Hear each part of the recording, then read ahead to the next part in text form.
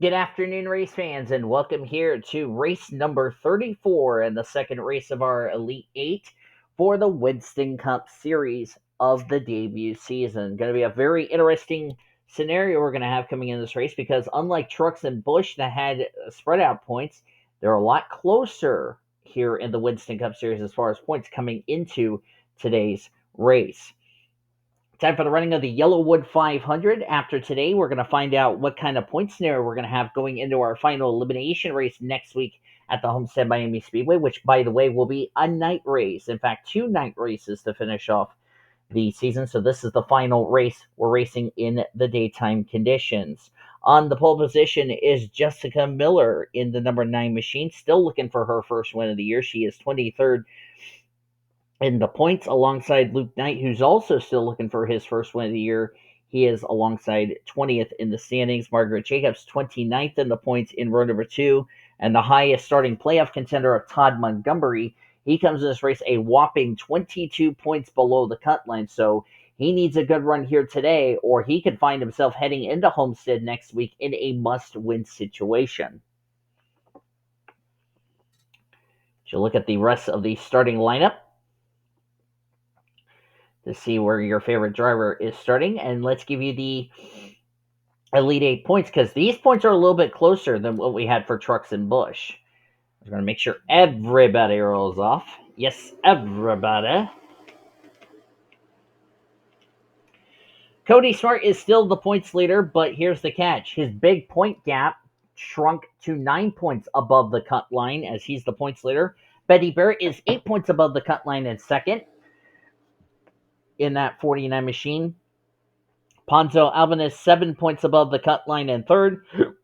Vinko Seaman is now 1 point above the cut line. 1 point below Ben Tennyson, fifth. Jacob TwoTwo 8 points below the cut line in sixth. J Bouvier 16 points below the cut line in seventh. And Todd Montgomery, as I mentioned, 22 points below the cut line.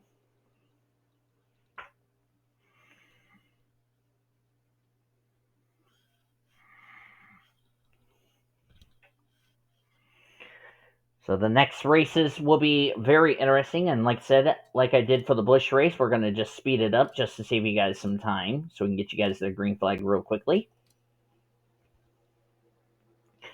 19 laps of racing. Of course, we're not going to have the fuel mileage strategy like we had in the spring race, which really shook up the field. But we're getting ready for 19 laps of racing. The question is, who is going to victory lane? Are any of the Elite 8 drivers going to punch their ticket to the Championship 4? We were shut out in Trucks and Busch. Hopefully that will not be the case here today, because if we get another non-playoff driver go to victory lane, the elimination race next weekend is going to be really interesting. Green flag is in the air. We're racing at Dega.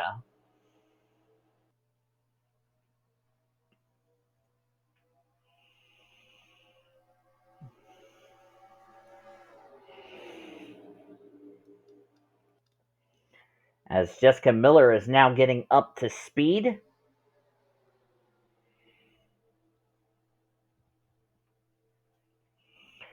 Down the back straightaway we go. We had a playoff driver lose an engine in the Busch race yesterday. I don't think we had that happen in the truck race 2 days ago.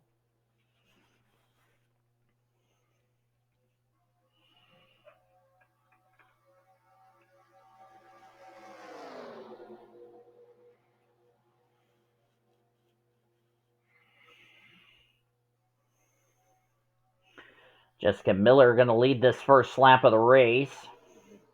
Margaret Jacobs still looking for her first win on the season. Margaret Jacobs comes to this race 29th in the points. Been a difficult season for her. Ashley Horton in the 10. She was eliminated from the playoffs back in round 1.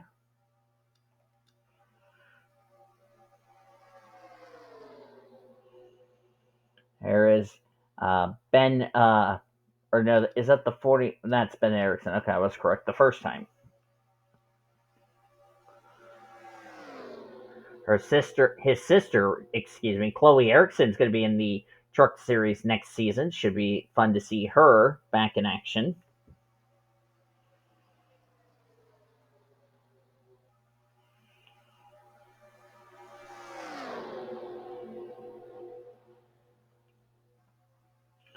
Horton trying to finish off her season, trying to find her third win on the year. She did win after she got eliminated from the playoffs.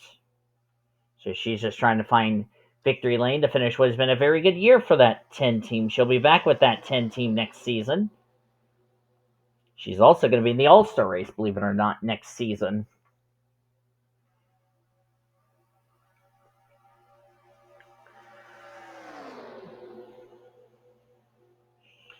Luigi Cadet's going to be moving down to the Busch Series next season, but he will be in the All-Star race next season in Winston Cup. I believe he's also going to be in the Bud Shootout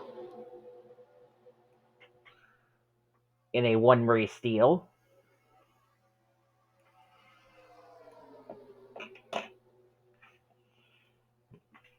Can't wait for that. Monica Towns going for second, as Riley Anderson, who's still looking for her first win on the season. Riley Anderson, 22nd in points. She's come close so many times to try to find victory lane, but just hasn't had the luck to do so.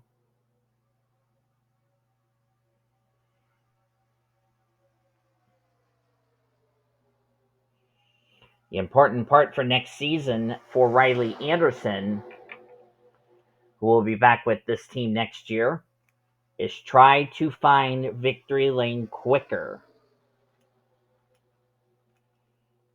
We're going to have a couple of Busch Series drivers running on a part-time schedule. Carolina Bradley, I know, is going to be teaming up with Lucy Grainger in the Winston Cup Series next season on a part-time schedule for the Petties. As Maddie Crenshaw, former winner this season, but was not high enough in points to have her win count because it happened during the playoffs. Maddie would like to get her second win of the year. She's already locked in the All-Star race. In fact, her sister Annie Crenshaw is also locked into the All-Star race next year because of her 2 wins from last season. And I will make sure to write a note of who won and who didn't on my computer.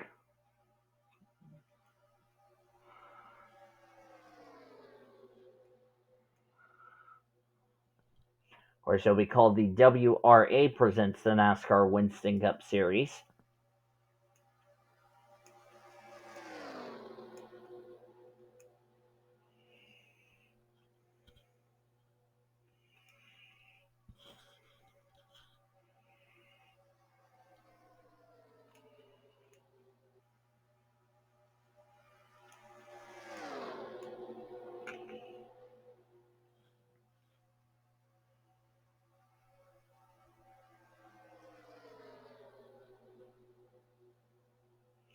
We'll have Zoe Perry, by the way, in the Truck Series next season. We're gonna have a lot of debut drivers that will have to make the field on time. Michael Anderson still looking for his first win of the year. Jerry Harvick made the playoffs, got eliminated after the round of 16.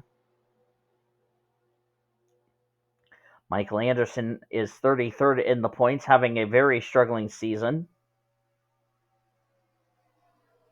Brenda Eveling is dead last in the points. Been a tough year for Brenda Eveling.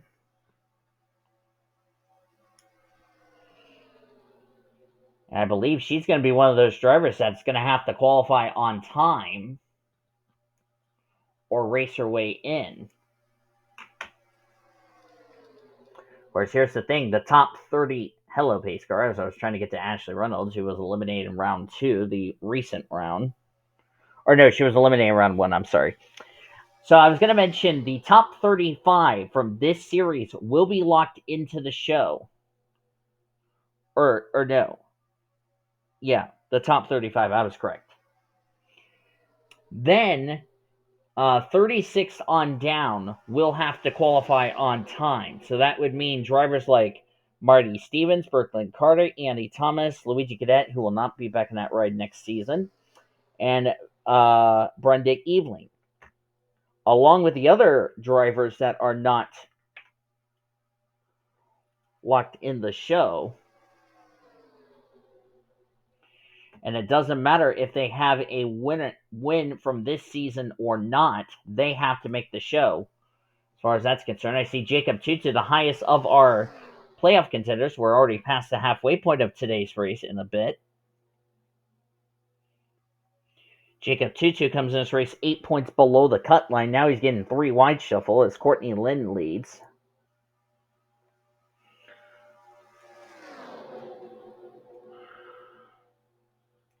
Next season is going to be a fun schedule for all 3 series,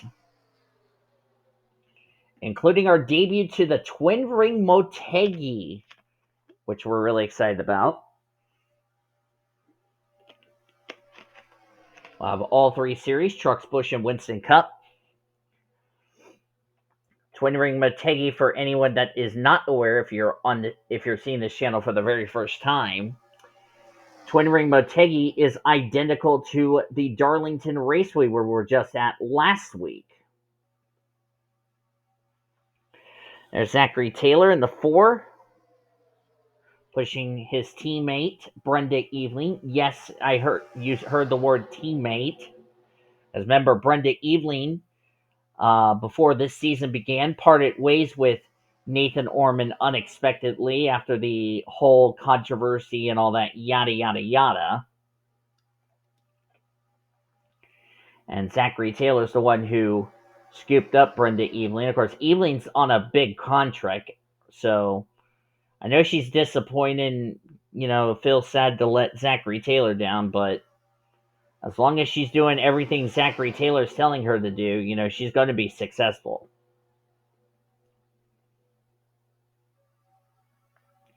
Zachary Taylor comes in this race in the 25th position in the points. Former winner this season. Unfortunately, his win did not count for a spot in the playoffs. Yes, he was in the top 30 in the points, but he was so far down that his win didn't even count. Same with Courtney Lynn, who's in the 5 machine, which I found this really interesting. It's the first time ever, other than another NR league that I'm in, the NNSCRA. It's the first time other than the NNSCRA that I recall off the top of my head that we had a driver that was inside the top 30. I had to remember how Seth did it. Seth Cole, I'm referring to. But it was the first time a driver inside the top 30 in the points did not even make the playoffs.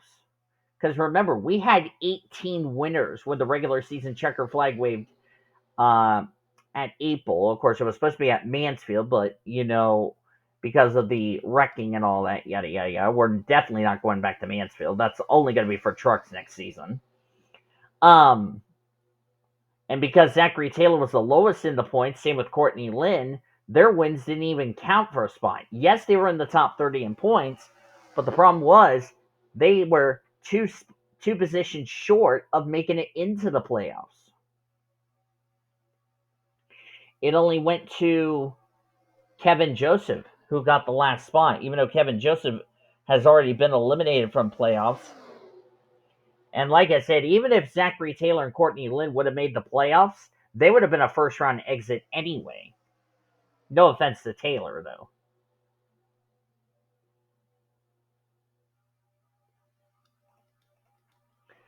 Ponzo Albanus, 7 points above the cut line, coming up here at the front. Todd Montgomery's up here at the front as well. Remember, Todd needs a good run. He does not want to go into Homestead in a must-win situation. That would actually be the last thing he would need to be in, is a must-win.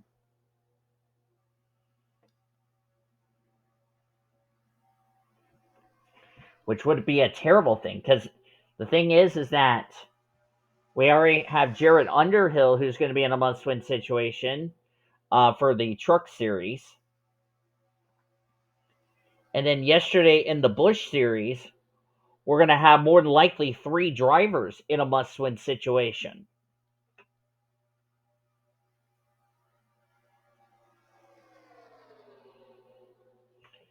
So we better not go 3 for freaking 3. As Ponzo Albanus is going to take the lead. Remember, if Ponzo Albanus wins, somebody's blowing up in the back, but I'll finish what I'm going to say. If Ponzo Albanus wins, he's in the championship 4 no matter what. Who is that blowing up? Oh, it's Ben Erickson, as the engine has let go on the target Dodge, and his day is going to come to an end. I see a couple of playoff drivers back here at the rear of the field. J TwoTwo, J Bouvier. And if they finish right where they are, those two are going to be in a must-win situation heading into next week's race at Homestead. And Cody Smart's not doing any better, as he's also back here at the rear of the field. It's all because of the 41 blowing up, as Ashley Horton's going to lead. Here comes Zachary Taylor's. We're going to come to 3 laps to go.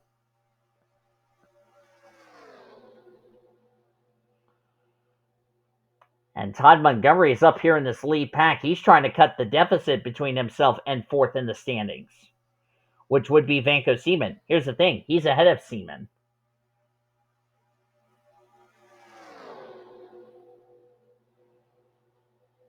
There's a gearbox issue. Don't know how you would be losing a gearbox when you're in high gear, but probably something sparked, and that's what caused the black engine to smoke. And there's Seaman right there. And where's the 77? Right there. But if Todd Montgomery can win, the cut line is going to shift.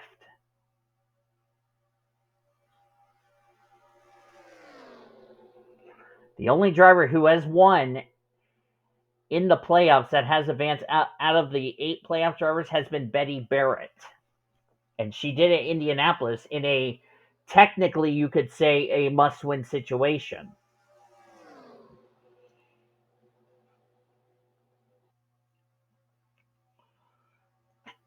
And Todd Montgomery is the highest of the playoff drivers, as we're going to come to the white flag.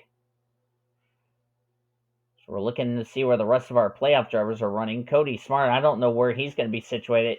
J TwoTwo looks like he's going to be in a must-win situation heading into Homestead next week, because remember, he came his race 8 points below the cut line.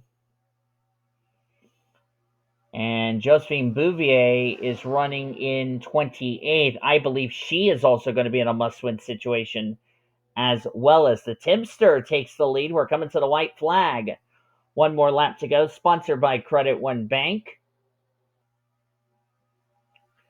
Timmy Turner has not been to victory lane this season. He hasn't won since the Monster Energy Series, but that was an old series. This is a new series. Ponzo Albanus is looking like he might make the championship 4, regardless what happens next week at Homestead. Here comes Mia Watts. Turner can't shut the door.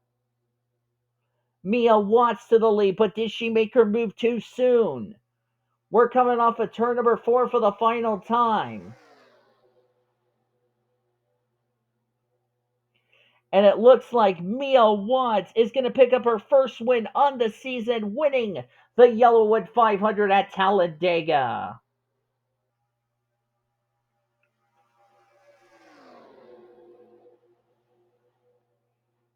And will give Chip Ganassi Racing their first win of the season, as the standings are indeed official.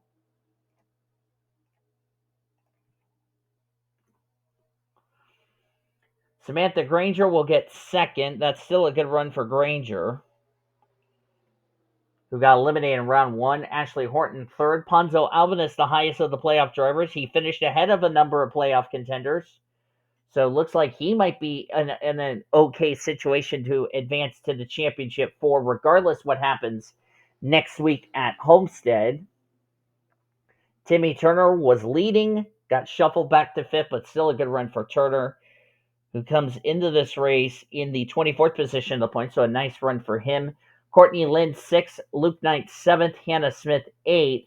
9th is Sean Art, another top 10 run for Senor, and Luigi Cadet will complete your top 10. So we only had one playoff contender. That would be Ponzo Albanus. Where did the remaining 7 finish?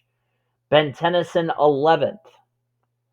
1 point below the cut line. I think he might have gotten above, because he did finish ahead of the 3 drivers that he was behind in points. Even though he didn't beat Albanus, he did finish ahead of 3 other drivers like Cody Smart, who finished 13th, Todd Montgomery 12th.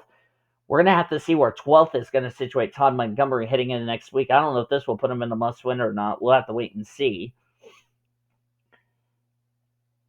Let me see, we're scrolling down, trying to find Vanco Seaman dropped to 28th. Ugh. Looking down through the rest of the finishing results, B Barrett in 29th.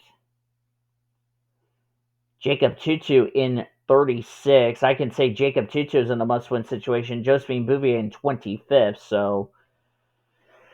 And then Michael Anderson was the last car to finish on the lead lap, and Ben Erickson was the only driver out of the race due to a mechanical failure, but a caution-free race at Talladega, just like the spring race, and going to set us up for what will be a very interesting elimination race heading in next week. I know J TwoTwo is going to be in the must-win. Josephine Bouvier is more than likely going to be in a must-win situation. But then that battle to see who would make it in, with the exception of Albanus, who was 7 points out of the cut line coming in this race. We're going to have to see where this is going to situate him. But thank you all for joining me for today's race at Talladega. If you enjoyed it, be sure to give this video a like. Subscribe to become part of the PCSRA crew today. We share your full finish results, your playoff points, and point standings are down in the description heading into next week at Homestead. Until then, I've been DeVille signing off. We'll see you guys next week at Homestead, as you've been watching yet another broadcast of PCSRA TV, where champions are made since 2010 and 15 years as the best set of racing around the world since 2017. So long from Sweet Home, Alabama.